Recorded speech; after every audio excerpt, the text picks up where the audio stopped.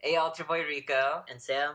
And for this episode, it is everything kink. And I know it's not specifically trans-oriented, but we wanted to do a fun little video and have visibility for trans folk that are in the kink community and the BDSM community. So BDSM is basically like an umbrella term, and its definition is a variety of often erotic practices or role-playing involving bondage, discipline, dominance and submission, sadomasochism, and other related sadism, sadomasochism, all that fun stuff. all that fun stuff. Yeah, sorry. And what is kink, Sam? Kinks are basically just different things that you enjoy during sex that are abnormal. Yeah, that are abnormal. Whether that's like bondage or like wax play or like cupping or like whatever it is. There's tons of different kinks, and everybody's got one or two. So like BDSM and then kinks are what goes into BDSM. So me personally, I am a dom, and I won't go necessarily into what my kinks are, but I will say that being a trans man that is also a dom, I think that the reason that I personally enjoy it so much is because like as a trans person, I guess like it's always been a struggle for me to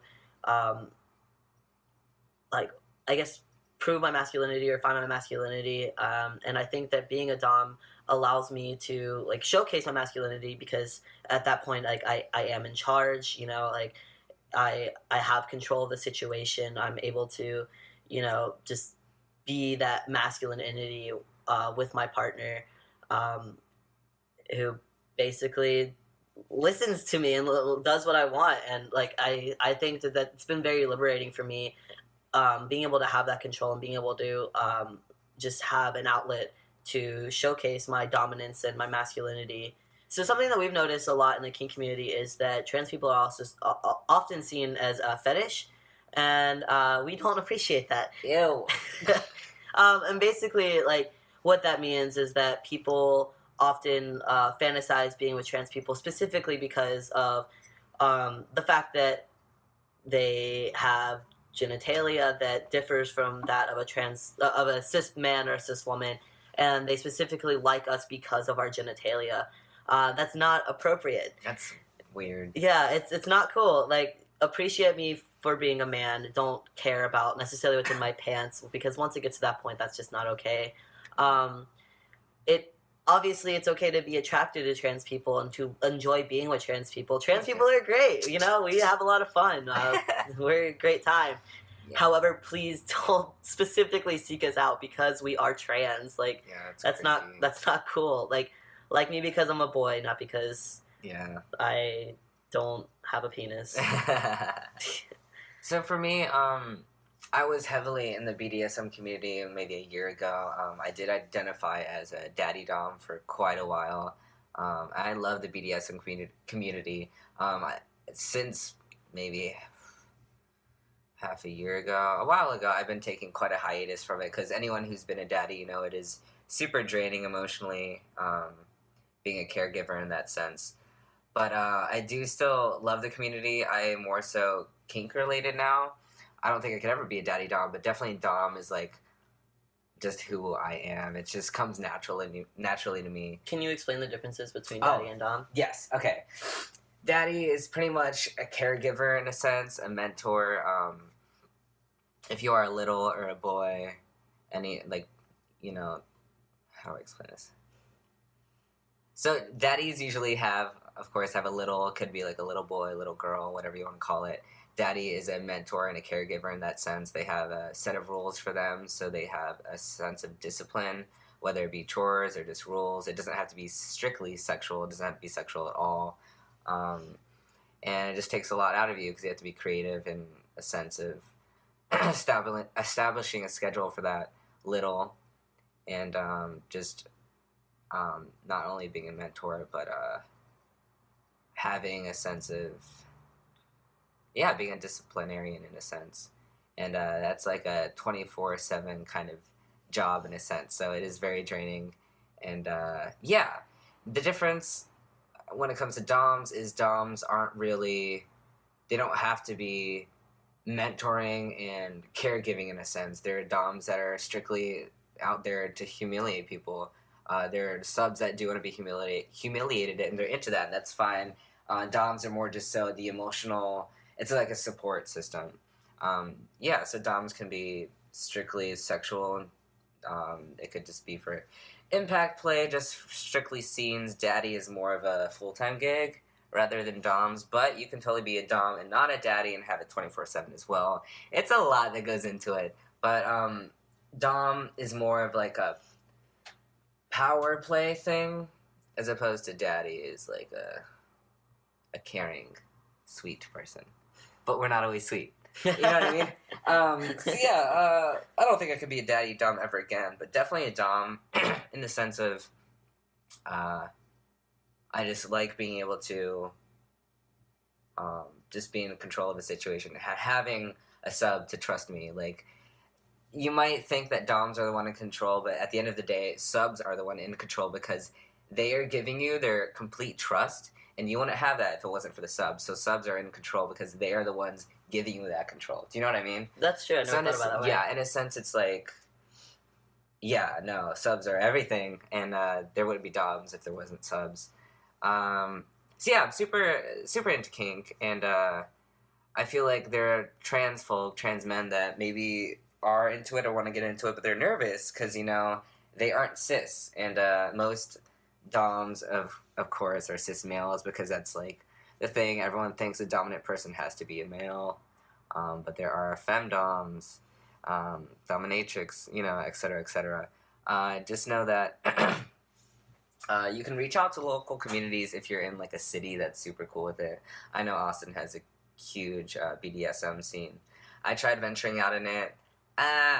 From what I saw, it was just mainly cis heteronormative to me. So I kind of kept to myself in my little at that point. But how about you? I was actually If you want to talk about it. when I first moved to Austin, I had a friend, and it's actually an interesting story. She and I had met. We'd known each other for maybe a week, and she invited me to come out to this group that met at a pub. And mind you, I was a baby. I don't even know if I was 18 yet. I think I lied. And so she invited me to this group, and she didn't really give me a whole lot of information about it. She just said, yeah, it's a group of people that just meet up at this pub, and they just hang out and talk, and they just want to be friends. And I was like, oh yeah, cool. I was like, I'm totally down. And I remember like asking her, even on the way, I was like, so are you sure this isn't like a specific group or anything? And she's like, no, totally. It's just like a group of people that hang out. And I remember being so terrified because we got to this pub and she literally just bounced. She left me in the middle of the group, and I was just like this tiny child, and was just trying to figure out where I was and who all these people were, and all these people just started surrounding me because I was young and small and adorable, and mostly cis het. No, Really? At that time, I identified as genderqueer, and I still identified as a lesbian, and they were very welcoming to the fact that I was a woman attracted to women at the time, and there were actually other trans people there. A couple of times that I did go, so it's possible that Rico maybe had missed them or something. But I do remember meeting some other trans people there. And they were all very, very welcoming and very supportive and just wanted to have a good time and chat. It didn't even, because it was just like a meeting at a pub, we didn't really like get into anything. They just wanted to have a conversation. So I actually had some pretty good experiences with the kink community in Austin. I'm no longer a part of it now that I'm married, and that's not a thing. But yeah, I think that the community in Austin was awesome, and there are definitely communities all over the country, and I'm sure you can find them. Just make sure you're of age, because that's not it's not a good thing. Make sure you're at least 18. Yeah, and one thing I want to really touch on is people that aren't in the BDSM community or maybe are interested in. There is a very big difference between being in the BDSM community and being kinky. Oh, yeah. You can be kinky with a partner you just met that night, have a little fun with handcuffs, maybe choke them or slap them a little. Does not mean you're part of the BDSM community. BDSM community has a lot of communication. Yeah. There are contracts involved. It is not something you just do one night when you go to the bedroom. It is, you have an explanation of what you're into, your limits, your soft limits, your hard limits, safe words. There's so much to it. And it could be intimidating, but just do your research. Google is everything. There's also, I don't know if Rico ever had one, but there's actually basically like a kink Facebook. Of course. Yeah, of course you had one. Is that still a thing, though? Yeah, no, FetLife is actually, so it's called FetLife. FET, like yeah. fetish, I guess. Yeah, fetish life. But it's basically like literally a Facebook for your kink. So you can go on there and you can post pictures of whatever you want. If you just want it to be your face, if you just want it to be your body, if you want to be clothed or naked, whatever you want. And you can list all of your kinks and fetishes and what you're into, what you're not into. You can list what you're comfortable with, what you're not comfortable with, what you're looking for, what you're not looking for. Literally everything. You can get into as much detail as you want or as little detail as you want. You can list literally creep, or you can actually reach out to people on that. And if you're interested in getting into the BDSM community but are maybe too scared to do it in person, that is another good resource to look into in order to become part of the community. Yeah. The BDSM community is really focused on 3 things: safe, sane, and consensual. Meaning, you gotta be safe, of course. Sane. That should be self-explanatory. If you got some issues, if you got some issues and you just want to choke someone out, that's not okay. You should not be in the BDSM community. Consensual. It's hand in hand with communication. Both parties have to be completely comfortable with the situation, and that's why communication is key. And being trans, communication is even more important because you need to establish what terminology is okay, and if there's power play involved, what could be triggering, what isn't. Yeah. Yeah. I did want to touch on the fact that so Rico and I both identify as doms. He might identify as a daddy dom. I do not. I do not have, not anymore. But one and done. One and done. I am none and done because I don't got time for that. But anyways, even if you are a trans man or a non-binary trans masculine person, you don't have to identify as a dom. You can still totally be a sub, and you're still totally valid in your identity. I know plenty of trans men that are also subs, so don't feel like it demasculinates you if you choose to be a sub and not a dom. You're still masculine. You're still... And there is a big difference between dom and top and sub and bottom. Yes, that is true. Right now, I have been dom when I've been in the community and in the scene. Right now, I can't say that I'm a dom because I'm not in any kind of dom relationship. Most of my life I have identified as a top. Right now I'm exploring verse life. It's pretty chill right now. I'm kind of digging it. Come on, single Pringle. What? He's living that single Pringle life. But yeah, you could totally be a dom and a bottom. It doesn't matter what position you're in. It is a mindset completely. Yes. Dom is the one in control. Whatever dom says, you do. And I just need to emphasize that. It's not like a position at all. You can be a sub and on top, or whatever the dom says, Yeah. So basically this is supposed to be just like a lighthearted, fun video, just to kind of teach you a little bit of things that aren't necessarily trans related, but are trans inclusive. Next week it's L. Yes. And next week we are going to do a little bit more of an informational video, and we're going to take you through the process of what we did to get our name and gender markers changed legally. So it's legal name and gender marker change. That's Woo! L. We're going to do a step-by-step process because we went through it recently. Yes. It's a lot, but once you figure this stuff out, it's not even that bad. It wasn't bad. We got it done in like 3 hours, but we'll get it done. We'll explain that more to you later. Keep in mind that it is by state, so we will do our best to explain how we did it, and it might be different in your state. But anyways, come check it out next week. Thanks.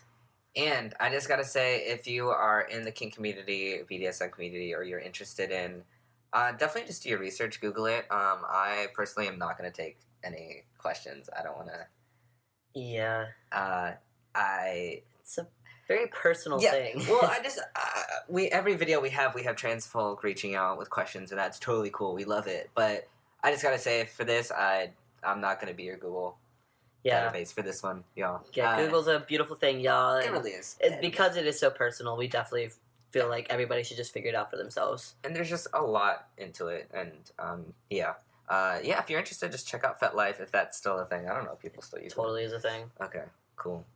But yeah, so I'll see you next time, y'all. If you like this video, please like, comment, share, and definitely subscribe, and we'll see you next week. All right, thanks, y'all.